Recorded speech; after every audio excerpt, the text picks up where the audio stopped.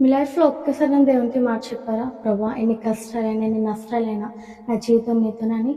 ఒకవేళ ఇప్పటిదాకా చెప్పకపోతే ఇప్పుడైనా చెప్దాం.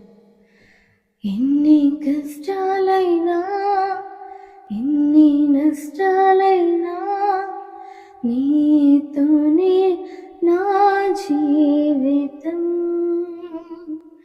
వ్యాధి బాధలైనా, సుఖ సంద్రాలైనా నీతోనే నా జీవితం. ఎన్ని కష్టాలైనా, ఎన్ని నష్టాలైనా నీతోనే నా జీవితం.